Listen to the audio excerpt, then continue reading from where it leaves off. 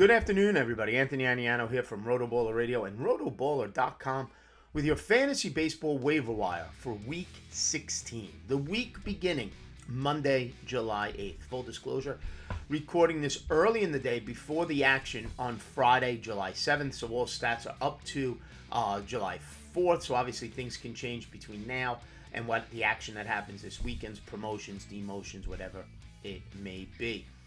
As always, we use Yahoo roster percentages, trying to keep it to players available in 50% or more of Yahoo format leagues. So obviously your leagues, depending on your format, what site you use may be slightly different. Let's get into the hitters first. Starting in Minnesota, first base, third base, corner infield eligible, Jose Miranda of the Minnesota Twins. He's been DHing mostly for the Twins, injury to Royce Lewis.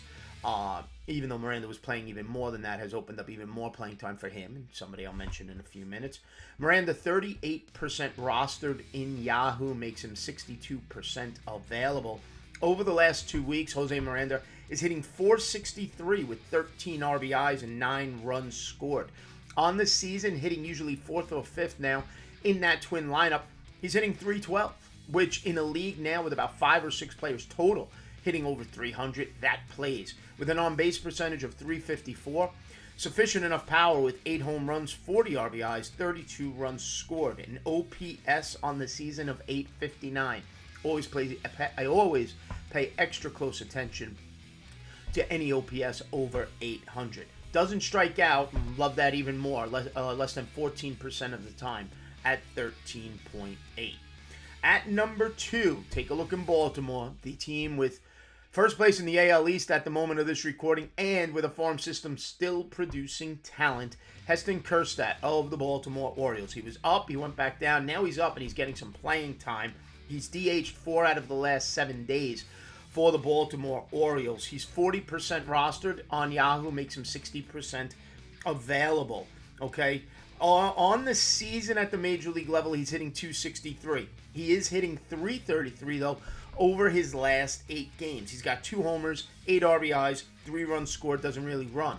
At the Major League level, his OPS sits at .851. Now, he strikes out a lot. There's no denying that. It's almost 29% of the time at the Major League level. Baltimore's moved him around the batting order. He's hit 2nd, he's hit 5th, he's hit 8th. At the AAA level, not much left for Heston Kjerstad to prove. That's why I think he may be in store for a nice long run here at the Major League level. Hitting .300 down at AAA this year with 16 home runs and 58 RBIs and an OPS at AAA of .998. Up third, Minnesota Twin rookie, just got promoted. Shortstop, but has been playing third base in his 2 games since being promoted, is Brooks Lee. 25% rostered, makes him 75% available. In 2 games, as of this recording with Minnesota after the Royce Lewis injury, he's 3 for 6 with 2 RBIs, hitting 8th in the Twins lineup. Now, Brooks Lee is the team's number 3 overall prospect, and according to Fangraphs, the number 49 overall prospect in all of Major League Baseball. At the AAA level this year, he's hitting .329 with a .394 on-base percentage, showing power, 7 homers, 20 RBIs, 21 runs scored. No real speed, only 1 stolen base, but a terrific approach with a 13.8 strikeout rate and an OPS at AAA of over 1,000 at 1,029. Brooks Lee could potentially, if he hits, maintain now the long-time role Minnesota expects him to eventually have. That could start this year, depending on how he performs and how long Royce Lewis is out. And number 4, if you are looking for middle infield help, take a look at Washington and Luis Garcia, player who's going to provide you a double-double power speed combination. 18% rostered, makes him 82% available. Over the last 14 days, only .250 with 4 home runs, though, 12 RBIs and 2 stolen bases. On the season, and this is the number I like, 9 homers, 11 steals. A potential 2020 player for the Washington Nationals, hitting 5th or 6th in that Nationals lineup. Doesn't strike out a ton, 16.5% of the time. He also doesn't walk a lot, so his on-base percentage a little low, .295, batting average .261.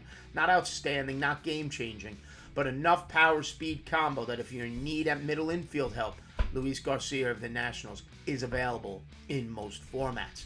Now, on to the pitching side of things. We'll start with a veteran two-star pitcher for next week, and that's Jose Quintana of the New York Mets. 16% available, 16% rostered, 84% available. Why I bring him up? Two reasons. One, he's pitched very well of late in his last 3 starts. 17 and a third innings, 16 strikeouts. That's 8.3 Ks per 9. In those 17 and a third innings, he's got an ERA of just over 1 at 1.04. His whip is actually higher than his ERA. His whip is at 1.21 over those last 3 starts. On the season now, his ERA is a tad over 4 at 4.22.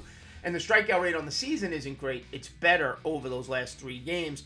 On the season, his K per 9 is only 6.62. The season is at 8, over the last 3 games is at 8.3. However, what I wanted to mention is his next 2 starts. Tuesday, July 9th against the Washington Nationals, and then Sunday, July 14th against the Colorado Rockies, 2 of the weaker offensive teams in the league. So it's a nice 2-start week for him. My second pitcher, also a 2-start week coming up, St. Louis Cardinal Andre Palante, somebody I just added and used. He had a great start in his last start. I believe it was on July 4th. In his last, he's only 5% rostered, 95% available.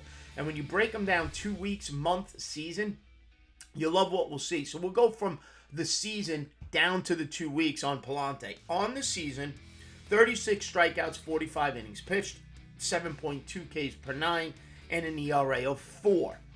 Over the last month, 25 strikeouts in 26 innings. That's 8.65 Ks per 9 innings. An ERA of 2.42 with a whip of 1.19. Season, month looks even better. Now, last 2 weeks, which is his last 2 starts, 10 strikeouts in 12 and a third innings, 7.3 Ks per 9. His ERA over those 2 starts, 0.73, and his whip, 0.97. Ks have improved slightly. ERA has improved tremendously. Whip has improved tremendously. On the season, he's got 4 wins, 3 of those over the last month. Batting average against is at 267, but it's improved over each of those breakdowns I've mentioned. He's got a 2-start week coming up. Tuesday, July 9th against the Kansas City Royals, and Sunday, July 14th against the Chicago Cubs.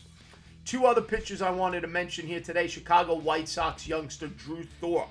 Okay, the team's number 6 overall prospect and the number 75 prospect in all of baseball. Now, he has a start today, later today. So a lot can happen. He pitches July 5th against the Miami Marlins. So some of these numbers, by the time you watch this video, will be slightly different. Whether good or bad, we wait and see. Or you'll see already by the time you watch this. I'll see later on today. Next week, he has a start July 12th against the Pittsburgh Pirates. The start today could rise up or raise his fab cost. A poor start today can maybe get him a little bit cheaper for that start against the Pirates. Now, Drew Thorpe is 24% rostered, 76% available. Over the last 2 weeks, 9 strikeouts in his last 12 innings. That's 2 starts.